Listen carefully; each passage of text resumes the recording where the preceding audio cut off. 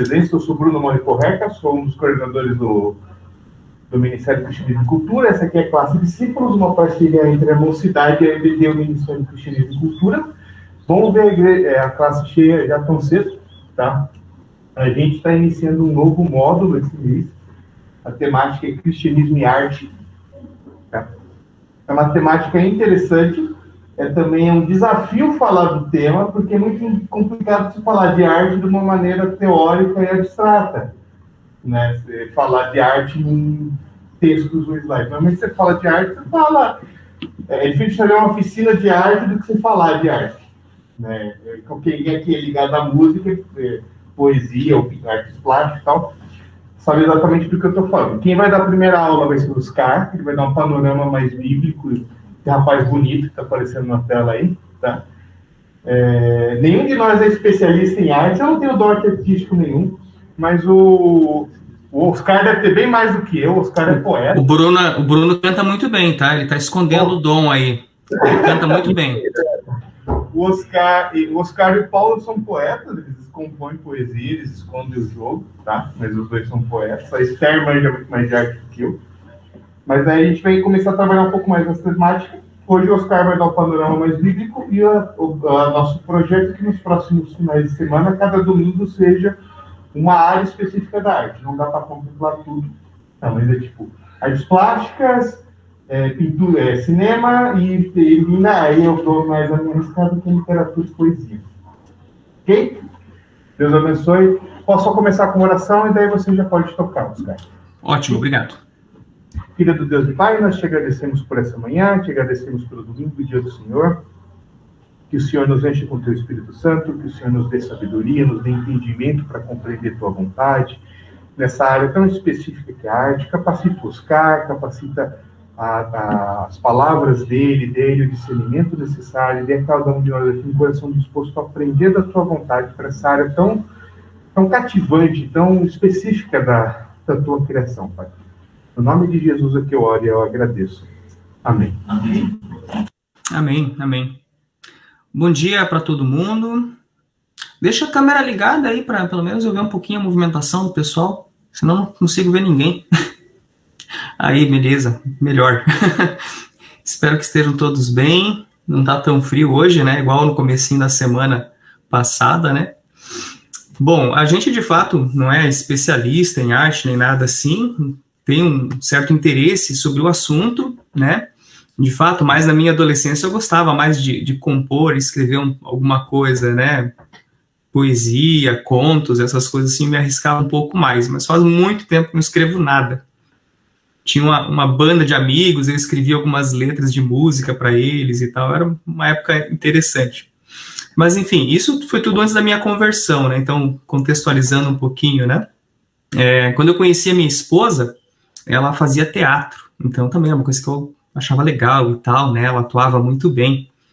Aí acabou parando o curso de teatro, né? Por uma série de questões, a gente casou e tal, e depois de um certo tempo a gente pensou bastante e ela resolveu voltar. Aí a gente já estava mais firme na fé e tal, e veio aquela pergunta, né? Poxa, será que é um ambiente adequado para um cristão frequentar? Como é que eu lido com essas coisas todas, né? Ambiente de teatro, assim, né, tem as suas peculiaridades, né? E aí eu fui atrás de literatura, né? A respeito de como o cristão encara a arte em geral, né? E um pouco do que eu quero apresentar para vocês hoje vou me basear bem num livro só, tá? Que é o livro chamado A Arte e a Bíblia, do Francis Schaeffer, que vocês já devem conhecer, já foi citado várias vezes, né? Pela Esther, pelo Paulo, pelo Bruno aí em outras palestras. Então o que eu pretendo fazer hoje é apresentar um pouco de como o Schaeffer sugere que a gente encare esse ramo, esse aspecto da nossa realidade, que é o mundo das artes. Vou falar de algumas coisas assim, um pouquinho teóricas, algumas diretrizes que o Schaeffer apresenta, que a gente pode usar como perspectivas a partir das quais a gente pode olhar para a arte, julgar a arte produzida, contemplar, apreciar, e também oferece alguns direcionamentos para o cristão que tem um chamado para produzir arte, nas suas mais diversas formas. Como o Bruno falou, esse mês a gente pretende tocar nesse tema como um todo.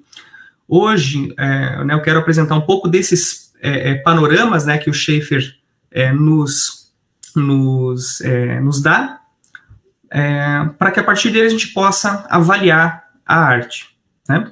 Vou apresentar para vocês algumas produções artísticas no meio ali, só para dar uma exemplificada, mas não é meu objetivo me direcionar num tipo de arte em específico, né? Vamos lá, então. Eu vou colocar na tela uma apresentação para ir guiando um pouco da nossa conversa. Vamos lá. Aqui.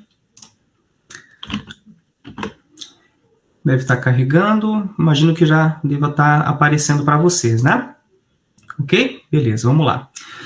Então, esse aqui é o livrinho que eu vou me basear, já fica aí a indicação, né? Aqui tem 2 edições, né? A edição mais recente é que está aí à direita.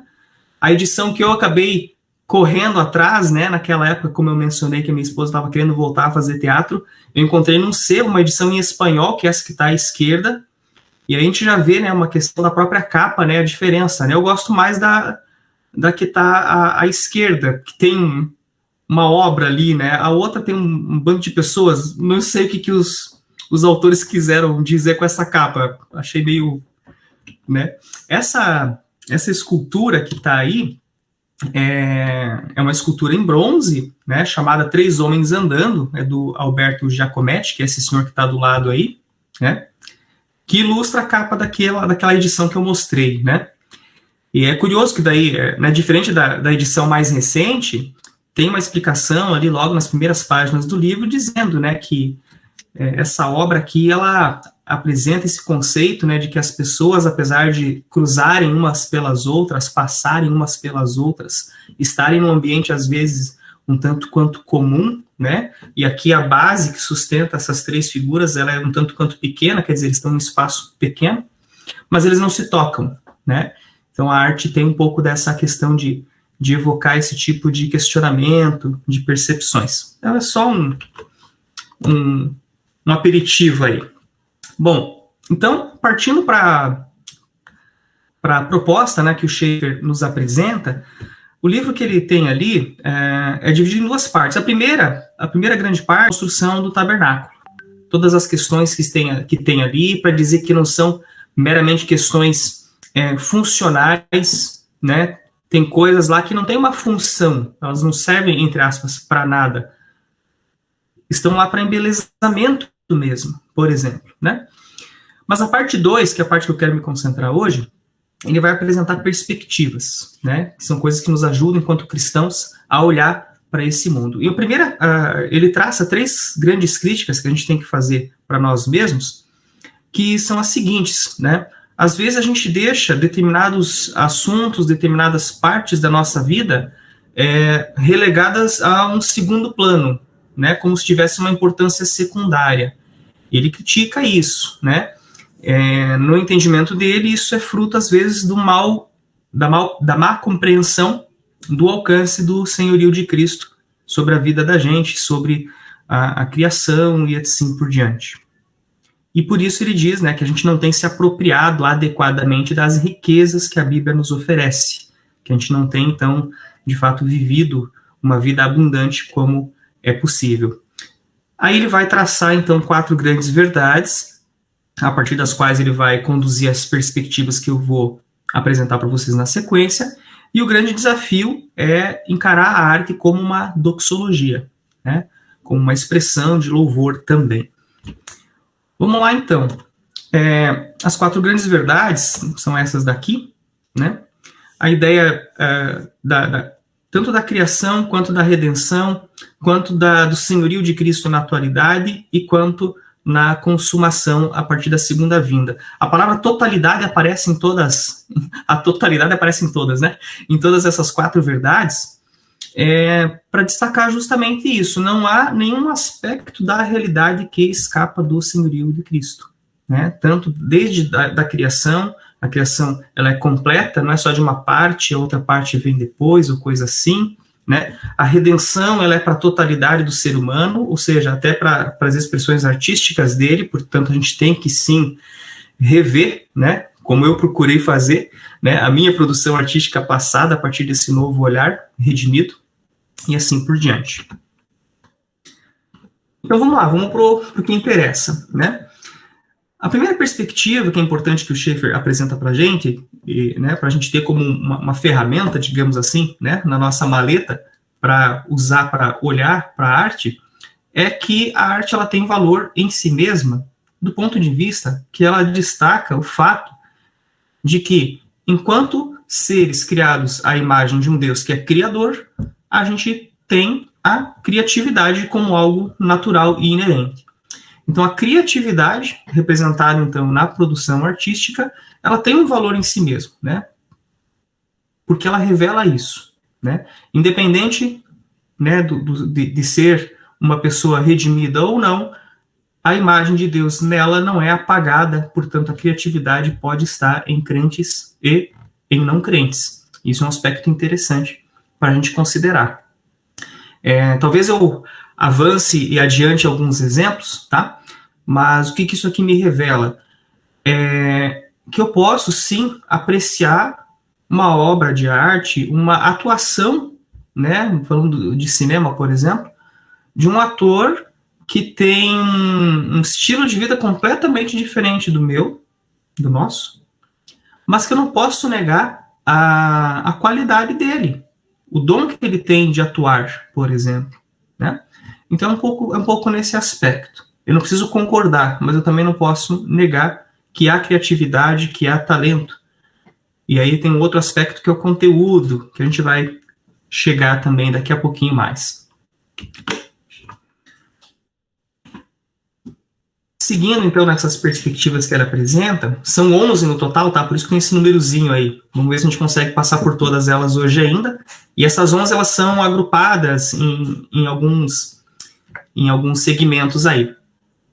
Esse segundo segmento, então, ele diz o seguinte, olha, quando você aprecia a arte em qualquer formato, ela vai acabar revelando, inevitavelmente, a cosmovisão do artista. O Bruno mencionou já em algumas aulas, né, Bruno, filmes, né, filmes da Marvel, por exemplo, né, eles revelam uma cosmovisão dos compositores daquele enredo, daquelas histórias. O Senhor dos Anéis, por outro lado, já revela um outro tipo de cosmovisão que perpassa aquela outra história, né? Então, sim, a arte, ela carrega um pouco da cosmovisão do artista, né? E ela pode fortalecer isso, ampliar o efeito daquela mensagem, daquela cosmovisão que às vezes ele quer transmitir propositalmente, mas que ele transmite mesmo que ele não queira, né? Aquilo vai porque faz parte dele. Ele acaba plasmando aquilo no produto da obra dele, né?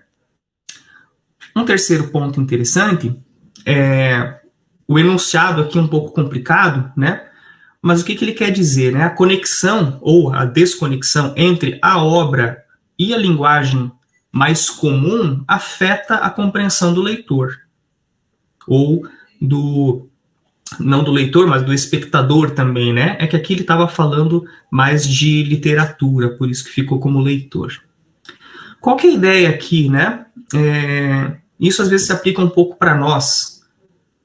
Embora a arte ela não seja um instrumento necessariamente, ela pode ser usada como um instrumento. E muitos cristãos às vezes olham para a música, por exemplo, como um mero instrumento de comunicação do evangelho. Ele pode ser, é evidente que sim. No entanto, se eu quero transmitir o evangelho para alguém, mas eu uso de uma linguagem, né, do evangeliquez muito puro numa música, aquilo não vai estar conectado com a pessoa que vai ouvir, né? Então essa questão da conexão com o futuro espectador é algo importante também para a gente considerar. Por quê? Porque do contrário não chega na pessoa, né? Não chega na pessoa. E isso vale para qualquer coisa, né? Eu estou usando aqui o exemplo mais de música ou de literatura, mas outras artes também se aplicaria. Partindo para um outro segmento, então, né, pensando na questão da relação entre o artístico e o sagrado. Uma primeira perspectiva que o Schaeffer apresenta para nós é a seguinte, né, que uma obra, por mais bonita que ela seja, ela apresenta uma perspectiva sobre a realidade, uma visão específica daquela pessoa sobre a realidade que ele retratou ali, não a realidade em si, né?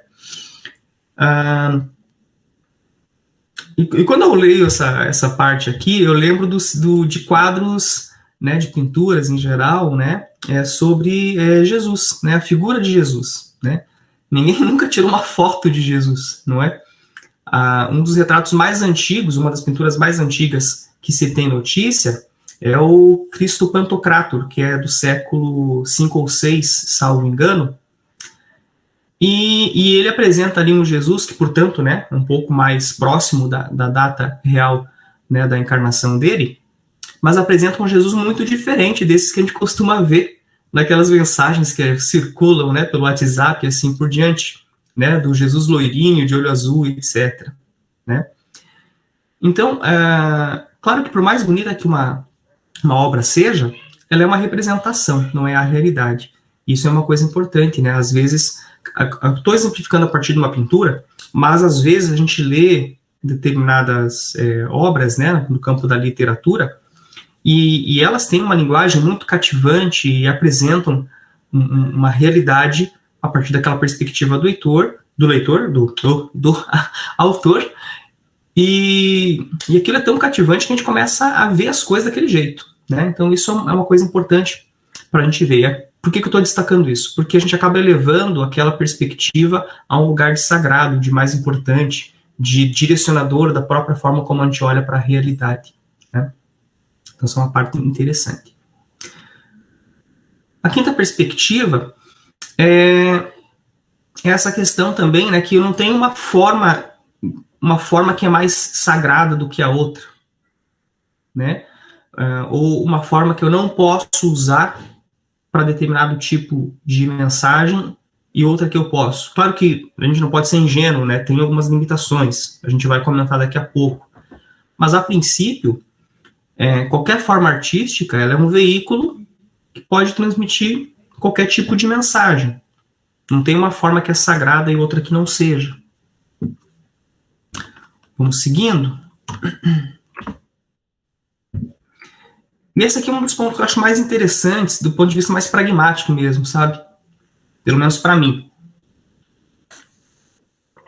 Como é que a gente avalia, então, uma obra de arte? Qualquer que ela seja.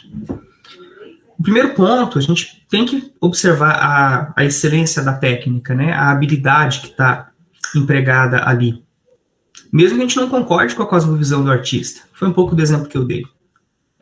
Né? Às vezes a gente pode olhar, né, para uma escultura, para uma pintura, e inegavelmente, ao primeiro lance, né, de olhar, a gente observa que aquilo é bonito, que tem habilidade empregada ali. E depois, quando você vai observar um pouco melhor o significado daquela obra, você pode não concordar exatamente com o que ele está transmitindo. Mas, inegavelmente, você tem que reconhecer a excelência da técnica empregada, o talento que a pessoa tem. Isso é dom de Deus, né? Faz parte do fato da gente ser criado à imagem dele. Não é exclusivo de quem é redimido, né? De quem é salvo. Um outro ponto que é legal também, dentro dessa perspectiva número 6 aqui, é que também a gente pode avaliar uma obra de arte a partir da validade, né? A ideia que ele quer transmitir aqui é a ideia de que de avaliar a autenticidade daquela produção, a fidelidade, né, com que o artista produziu. Ele fez aquilo pela arte em si, digamos assim, e não só para ter fama ou dinheiro, né? Você vê que é algo autêntico, não é algo feito só para encantar, para chamar atenção. Há autenticidade ali, e esse é um valor interessante da gente perceber e reconhecer. E aí sim a gente entra, né, na parte mais do conteúdo que a obra procura transmitir, conteúdo intelectual, avaliar a cosmovisão que está ali, né? Isso é um fator bem importante para nós, né? Como eu falei, em filmes que a gente assiste, né? Agora na época de pandemia, né? Maratonar séries, etc., é uma coisa muito normal, né? E a gente às vezes senta ali, como eu digo, né? A gente se deleita na capacidade dos artistas de interpretarem e tal, isso é legal, mas é importante a gente estar atento à cosmovisão que está ali presente também, né? Ver o quanto disso pode estar influenciando, nos influenciando. Que é o que diz, né, nas linhas seguintes ali, as obras dos grandes artistas, obras de grande qualidade, elas não são isentas de crítica nesse sentido, porque às vezes elas podem ser muito atraentes e por isso elas podem carregar algum conteúdo, entre aspas, né, perigoso, eu coloquei aqui para simplificar, e sem que a gente perceba, né, a gente acaba agregando aquilo entra na nossa forma de pensar sem muito filtro. Então, isso é uma questão interessante também de como avaliar uma obra de arte. Para fechar, também a gente pode avaliar uma obra de arte pensando na habilidade que o artista tem ao integrar, ao casar adequadamente a forma que ele escolheu, ou seja, o veículo, e a mensagem que ele queria transmitir, né? Também, né? Isso também é um dom, né, de saber escolher o veículo e harmonizar adequadamente com a mensagem que ele queria transmitir, com a ideia que ele queria transmitir. E aqui eu trouxe um exemplo que o próprio Schaeffer cita, que é esse quadro aqui do Picasso, produzido em 1907. Não sei francês, não vou nem me aventurar a ler o título, se alguém souber e quiser ler para nós, fica à vontade, né?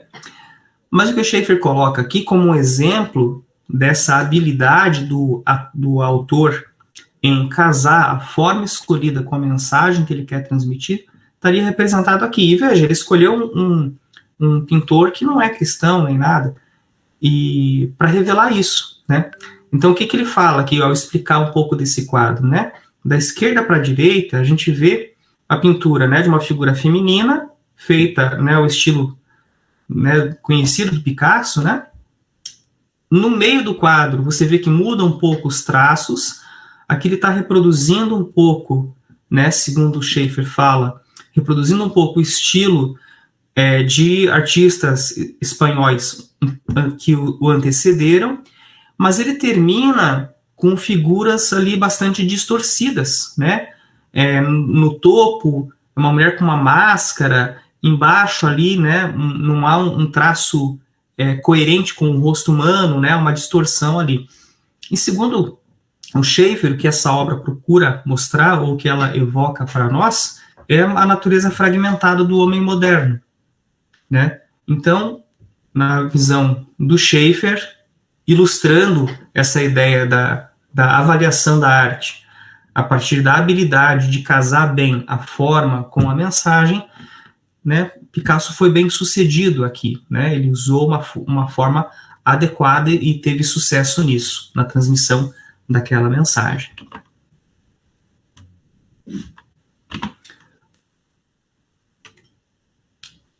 Bordel Filosófico foi o primeiro título, segundo a Esther colocou para nós aqui no chat. Deixa eu só ler para não falar bobagem. O primeiro título em espanhol foi Bordel Filosófico, curiosamente, daquela obra que eu acabei de mostrar ali.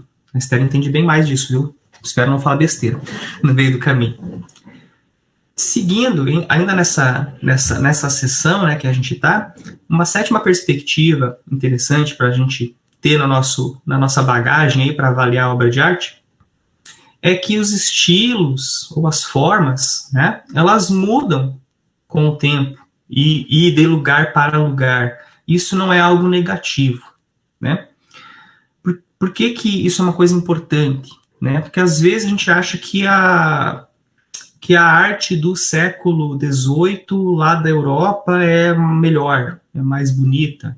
Ela tem uma beleza própria, ela é fruto de uma cultura própria, de um tempo específico, né?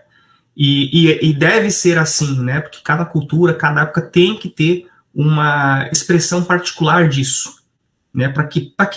Para que seja autêntica, como a gente viu, para que tenha validade, né? Para que seja fiel ao seu tempo, né? Ao tempo em que o artista está produzindo aquilo, né? É por isso que cada época, né, vai ter o seu tipo de arte específico, né? A arte da nossa época, do século XXI, tem que ser a arte da nossa época, né? Com uma linguagem que seja compreensível para nós hoje. O próprio autor, né, ele tende a produzir dessa forma. Por quê? Porque ele vai usar a linguagem que lhe é própria, do ambiente onde ele vive, da cultura onde ele vive, e assim por diante. Pensar algo diferente disso acabaria implicando que, por exemplo, a gente vincular, né, a arte cristã a um determinado estilo, um estilo mais europeu, né, dizer que a arte cristã tem esse estilo aqui. Se eu levo isso para um outro país, para um país africano, por exemplo, o perigo é que o cristianismo pode começar a ser compreendido ou percebido como se fosse algo estrangeiro, né, algo de fora e não algo que pode sim agregar e transformar a cultura deles, né, respeitando, né, também não transformar integralmente, mas sim ser expressado peculiarmente, particularmente, de uma forma fiel à cultura deles, né, mas com uma releitura cristã, digamos assim.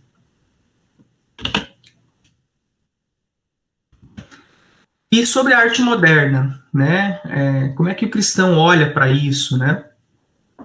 O primeiro ponto que o Schaeffer coloca é que eu não tenho um estilo que é sagrado e o outro que é ímpio, né? Tem que distinguir entre o estilo usado e a mensagem que está ali. A mensagem, sim, ela vai poder ter um conteúdo, uma cosmovisão coerente com a cosmovisão cristã, ou outro conteúdo totalmente não coerente. Mas é verdade também, a gente não pode ser ingênuo nesse sentido, de que tem certos estilos que, com o passar do tempo, eles acabam ficando muito ligados a um tipo de mensagem. Né? Eu não posso ser ingênuo de achar que um determinado estilo musical, que está muito ligado a um tipo de mensagem, a um tipo de temática que costuma fazer parte das letras das músicas, que eu posso usar aquilo para falar de uma mensagem cristã. Às vezes não vai surtir tanto efeito. Por quê? Porque está muito ligado àquele tipo de mensagem. Então é verdade que isso não como eu posso dizer, não é a ferro e fogo, né? Todos os estilos são permitidos. Na verdade não, porque acaba, às vezes, o formato escolhido, ele sendo tão arraigado, né? Tão preso a um tipo de mensagem que a pessoa começa a ouvir as primeiras batidas de um determinado ritmo ou estilo musical, ela já lembra de letras típicas daquele estilo, né? Então, sim, há limitações, né? Cristo converte também a nossa sensibilidade estética. Alguns estilos vão ser inadequados em relação à mensagem que eu pretendo transmitir. Voltando um pouco, né, para aquela ideia que a gente viu agora há pouco, da habilidade de escolher adequadamente o formato que eu quero, o estilo que eu quero usar, o tipo de arte que eu quero produzir, com a mensagem que eu quero transmitir. Do contrário, há uma desconexão e aquilo não funciona, né? Aqui ele já vai se voltar um pouco mais ao artista cristão, digamos assim, tá? Essas partes finais aqui, o 9, 10 e o 11, ele vai se voltar um pouco mais para o artista cristão. Então, como é que o artista cristão deve procurar expressar a cosmovisão? E aí ele fala, né, do que ele chama de o tema menor e o tema maior.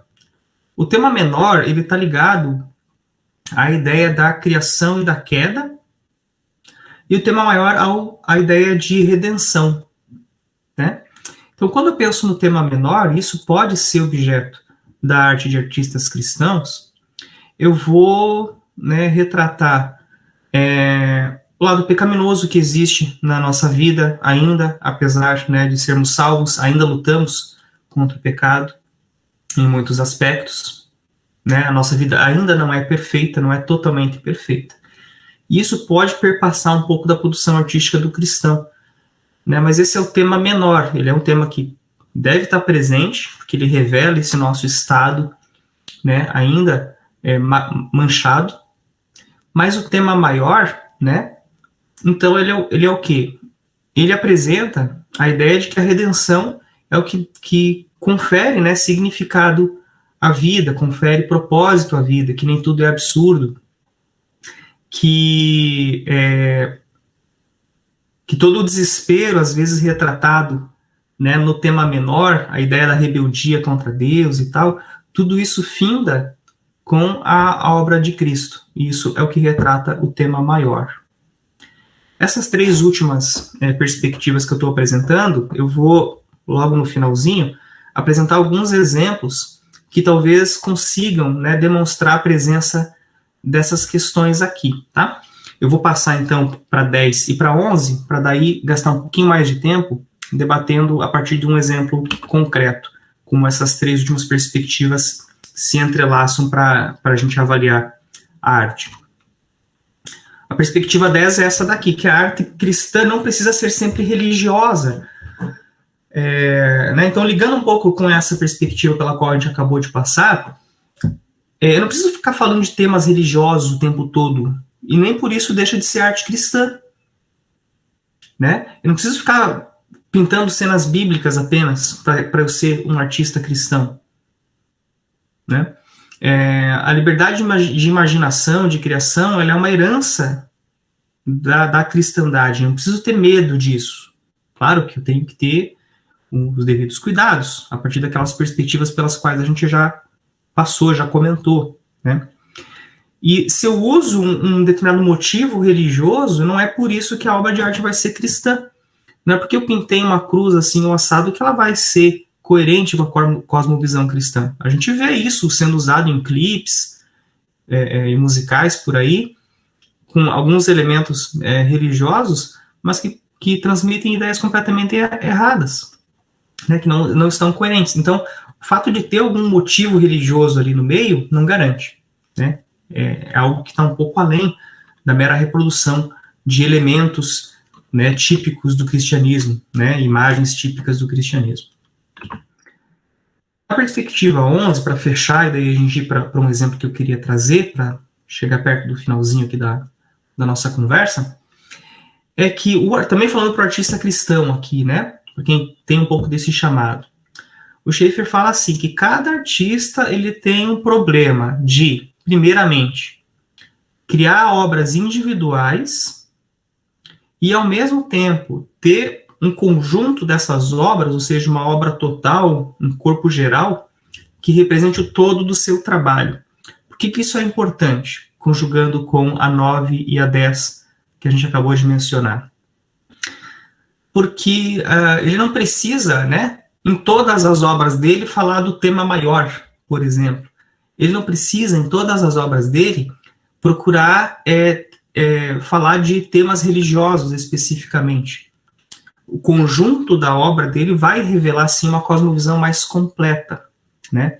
Que é o que ele fala aqui no comentário, nesse quadrinho mais de baixo, né? Então, que para julgar a obra de alguém, qualquer artista, e, portanto, a cosmovisão dele, eu não posso olhar só para uma obra, né? Eu tenho que procurar olhar, né, mais obras dele para ter uma visão mais completa do jeito dele enxergar o mundo, dele reproduzir.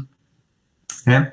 Ele comenta a título de exemplo, né, nessa parte aqui, que eu não posso querer entender a teologia do meu pastor baseado numa pregação apenas, né, porque ali ele falou de um ponto, de alguns versículos apenas.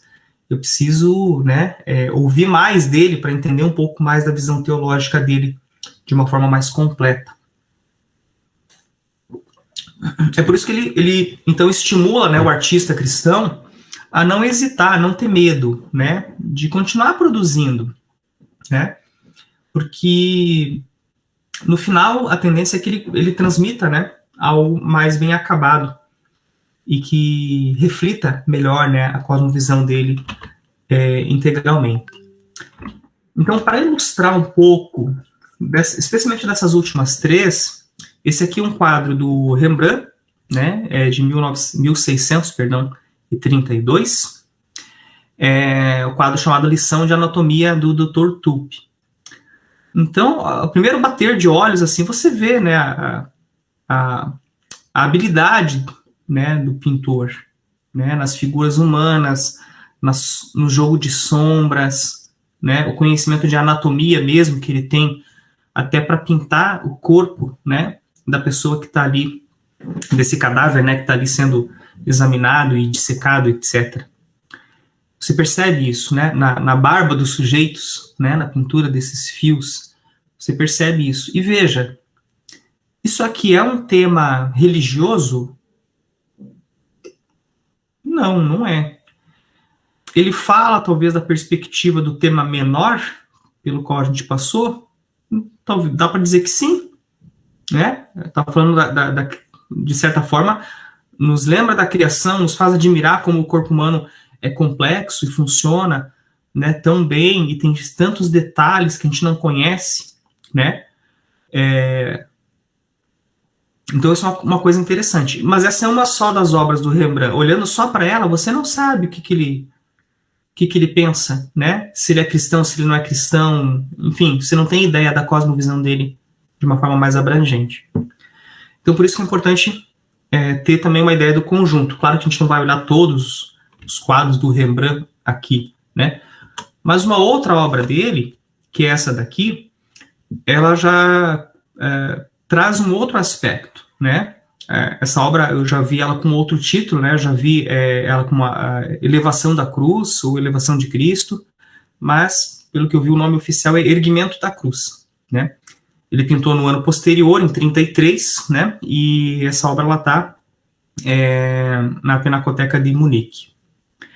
E aqui eu botei a foto do Rembrandt, por quê? Né? Porque, veja, aqui de novo, né, a parte da habilidade do pintor, né, de desenhar bem as figuras humanas, a questão de sombra, de iluminação e assim por diante estão presentes, né? Mas tem um detalhe interessante aqui, é que ele pinta a si mesmo nessa obra. Se você observar a figura que está bem no centro, né, bem aos pés da lei de Cristo, e ele até desenha, ele pinta, melhor dizendo, a roupa dessa pessoa, né, com um tom mais de branco aqui, como se fosse na altura dessa gola, até para dar destaque para o rosto que vai aparecer ali. Se fosse um tom mais escuro, talvez não ficasse tão bem iluminado no todo da imagem. E ele pinta a si mesmo, né? Você pode ver, né, nesse retrato aqui mais ao lado e na figura ali. Qual um dos significados que ele está colocando aqui? É que ele está dizendo, eu pus Cristo na cruz, né? Cristo está na cruz por causa de mim. Entende? É uma declaração, é uma doxologia, né? É um reconhecimento disso, né? Então, por um lado, aqui ele está falando do tema maior, né? Diretamente do tema maior, digamos assim. Então, é uma bela de uma pintura, né? E como a gente tem um tempinho ainda, eu gosto muito de música, sabe? E uma das coisas que eu tive uma certa dificuldade, reconheço, no começo, né, logo nos primeiros anos após a minha conversão, foi encontrar músicas que me agradassem, né? Eu gostava muito de rock and roll e tal, então comecei a pesquisar isso, né? E aí, às vezes eu encontrava coisas interessantes, mas que não eram autênticas, né? Que eram, como é que eu posso dizer? Era um arremedo, né? Não era uma coisa autêntica, uma coisa que tinha personalidade, né?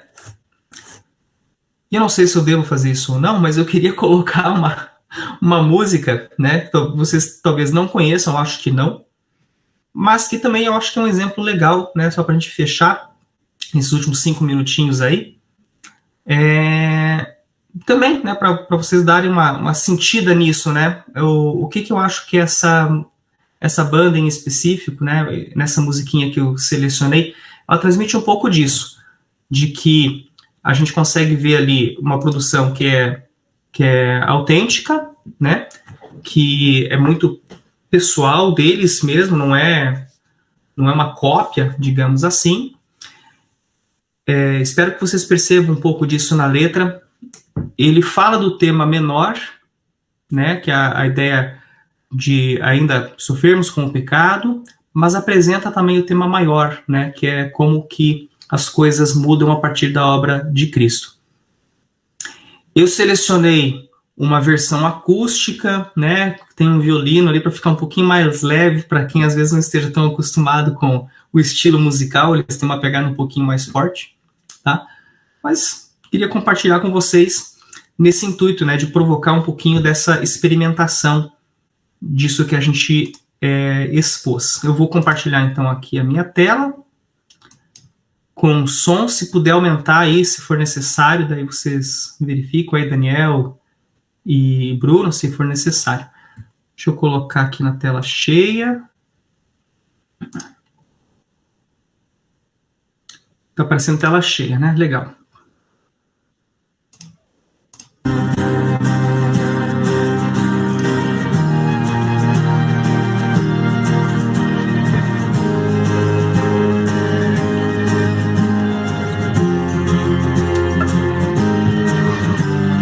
Hoje eu percebi quanto tempo em vão eu perdi, construindo castelos de areia, vulneráveis às ondas do mar, mar de ambições que me arrastam pra longe de Deus, dos teus planos e sonhos pra mim, me levando a um triste fim, correndo atrás do vento, construir castelos de cristal, belas e frágeis riquezas que me levam a um caminho mau.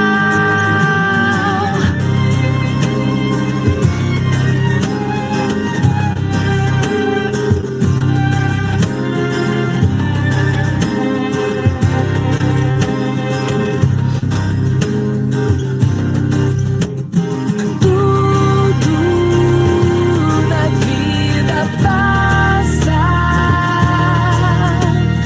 muito já se passou. Não há como voltar atrás, pois só Jesus recomeço nos traz.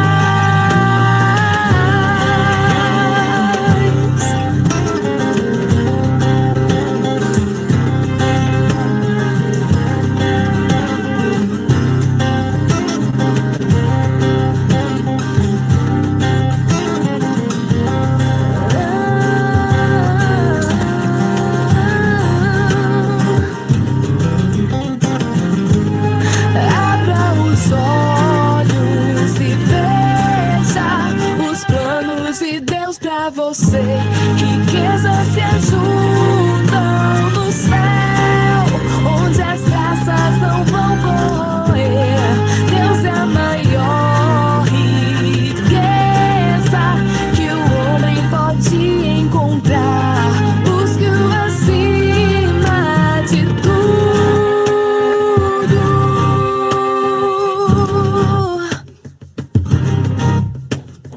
Tudo na vida passa, muito já se passou. Não há como voltar atrás, pois só Jesus recomeço nos traz.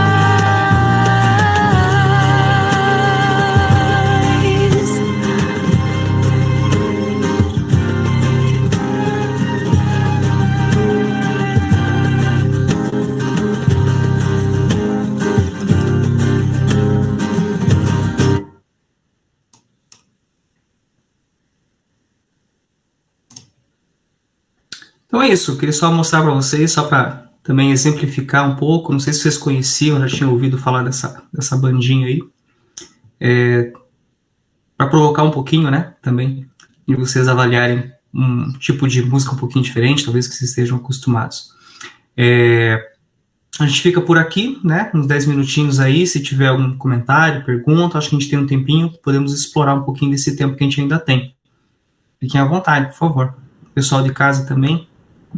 Alguma coisa que eu falei muito rápido, que a gente possa voltar. Eu achei que você ia pôr um fone de pancadão. Então, pois é. Achei que ia chocar um pouco. Eu polêmico, eu falei que é Pois é, né? Death Metal Gospel. Não. Eles têm uma pegada um pouquinho mais pesada, essa banda aí, né? Tem uma playlist no Spotify, posso até compartilhar com vocês, vou botar ali no chat para quem se interessar. Mas, assim, eu acho muito autênticos, sabe? Bem legal mesmo. Mas eu escolhi uma versão mais light para hoje, só para provocar. E uma pergunta, gente?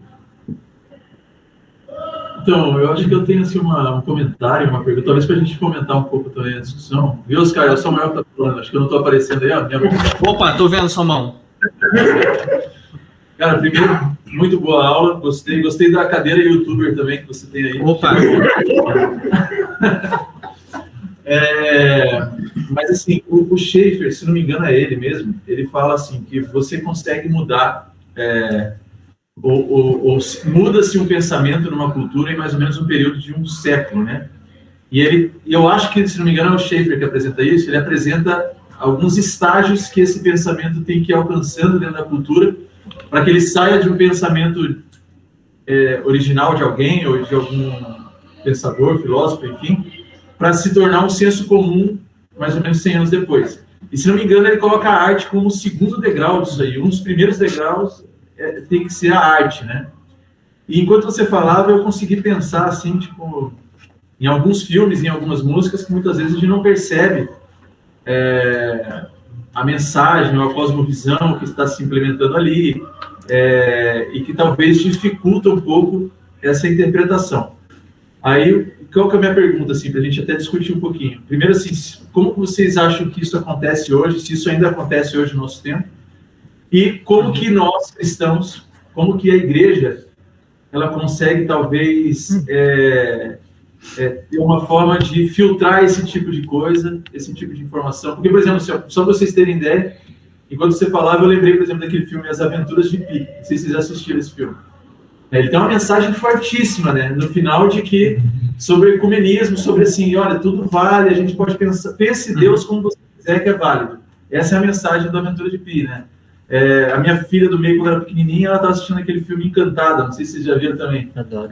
Tem a mãe que cria a menininha, a Encantada, ela é uma bruxa, na verdade. Aí, o dia que o príncipe tira ela de lá, ela fica em crise, né? Tem uma hora que ela fica em crise existencial. Nossa, estou desobedecendo minha mãe, tem que voltar para casa. Aí, uma hora ele olha para ela e fala assim, não, nem sempre você tem que obedecer seus pais, né? Nem sempre você tem que obedecer sua mãe. Às vezes, então, tem coisa, tudo quanto é lugar que às vezes passa uma ideia, uma cosmovisão, como você falou, e que a gente às vezes não percebe, né? Como que a igreja se blinda disso aí, ou se torna mais atenta a esse tipo de coisa? Posso comentar o comentário? Tá? E eu estava pensando, você estava falando, Oscar, estava lembrando, não sei se vocês lembram, em 2017, que deu uma polêmica no MASP, o Museu de São Paulo, assim, que era um cara lá numa oficina e a criancinha mexer. Né? Às vezes a gente, como cristão, é muito bom para pegar certos detalhes, principalmente moral. A gente, como cristão, pega muito isso, né? Uma criança tocando um telado. Tá certo, tá errado, não tem que ser conivente com isso. Mas às vezes existe um nível de crítica, às vezes, mais profundo que a gente consegue fazer. Vocês lembram o nome da peça? Não. O nome da peça se chamava O Bicho. O Bicho. E aquela peça de teatro era baseada numa arte plástica de uma artista plástica chamada Lygia Clark. E tem um nome, O Bicho. Se vocês procurarem aí no Google, aí, O Bicho Lygia Clark, vai aparecer. Parece um origami esquisito. Você vai moldando ele a forma que você quer. Porque a ideia dele que ela quer passar é qualquer coisa. Esse bicho é qualquer coisa. E aquela peça de teatro pegou um homem, um ser humano, e falou, ele é o bicho. Ele é qualquer coisa. Interessante. Ele é por isso que ele ficava pelado. E por isso que as pessoas iam mexer nele. Porque a ideia daquela peça é dizer que não existe ser humano. Não existe humanidade. Não existe pessoa, existe qualquer coisa e pode ser qualquer coisa. Então você pode moldar ele da forma que você quiser. Você pode ir lá, que era o que as pessoas faziam. Chegavam lá, botavam o braço dele aqui, põe a perna ali, e isso era a ideia, dizer que não existe humanidade. Interessante, Então, né? Então, isso é tão pesado quanto você trazer uma criança e tocar um violado. Você está dizendo que não existe ser humano. Por isso que eles não se incomodavam de ver uma criança tocar. Não é gente mesmo. E aquilo é uma mensagem que está sendo comunicada. Mais pesado ainda, né? É uma mensagem que tipo, não existe humano. Não existe limite. É tudo fluido. Né? E você vê, era uma coisa que está sendo formada em 2017, expressa em arte, que hoje já aparece em novela. Sim. Né? Vai aparecendo em música e tal, isso vai vindo para a nossa cultura. Então, às vezes a gente falha, e até por isso que eu acho bom a gente falar de arte mesmo, a gente falha em não perceber esses níveis mais profundos de cultura, de cosmovisão que está envolvido ali, porque aquilo vai vindo para a gente e a gente não percebe. Sim. E tem coisa que parece bonita também, né? Por exemplo, tinha uma música do Legião Urbana, né, que eu falo assim, como é que é? Pais e filhos? Acho que é. Como que é mesmo o finalzinho dela? Deve ser. Preciso amar Isso. Se não houvesse amanhã? É preciso amar as pessoas como se não houvesse. Bonitinho, né? Bonitinho. Mas existe amanhã, né? Aí eu falo, porque na verdade não há, mas existe. O amanhã existe. A gente, né, assim, é um pouco mais difícil de o pouco que a gente se dá conta, até o próprio, não lembro o nome do cara, Renato Russo, né? Ele o pessoal não entendeu a música, porque a música é sobre suicídio. Por isso que ele fala que é preciso amar as pessoas como se não houvesse amanhã, porque a música é baseada de pessoas que estão para se matar. Né? E ele falou, as pessoas ficam cantando isso como se fosse feliz, não é uma música feliz, é uma música triste. Aliás, é um álbum do Legião Urbana que é uma depressão só. Se eu ouvir ele com muita frequência... Mas é uma música sobre suicídio. E o pessoal canta rodinha lá no finalzinho da festa e é depressão pura aquilo lá. Mas um pouco do que o Samuel comentou, né, me lembrou, na verdade, um outro livro do Schaeffer, que eu acho que é de onde você estava lembrando, Samuel, que é esse aqui do Morte da Razão. Né? Aqui no Morte da Razão, aqui é só para voltar, né? Então aqui só para outros livros, né, a respeito do assunto aí que vocês podem procurar e tal, né? O do Huckmacher tem esses dois aqui, né? Eu leio o Huckmacher, vocês Jean Paul Sartre, né? Vocês conhecem lá a música do Palavra Antiga, né? Devem conhecer, se não procurem. E tem esse livro aqui, outro livro do Schaeffer, né? A Morte da Razão. Aqui ele fala um pouco sobre filosofia e arte e como elas apresentam, né, a cosmovisão dos séculos que vão se sucedendo e como se consegue perceber essa mudança na filosofia que domina aquele período e nas artes. Só que nas artes isso aparece mais cedo, aparece mais rápido. O artista ele consegue reproduzir, transmitir mais rapidamente o espírito do seu tempo, digamos assim, né? Então a arte é mais rápida para isso, né? E um pouco do que o Samuel falou também me lembrou de um pedacinho aí do livro A Arte e a Bíblia, em que no meio de uma daquelas perspectivas que eu apresentei, o Schaeffer pergunta, ok, mas e um não cristão, ele pode produzir arte cristã? Aí ele falou, olha, se a cultura qual ele vive é dominada por valores cristãos, e isso está um pouco na cosmovisão dele, embora ele não seja exatamente um crente, mas aquilo perpassa os valores dele, é possível que a arte dele traga elementos cristãos, né?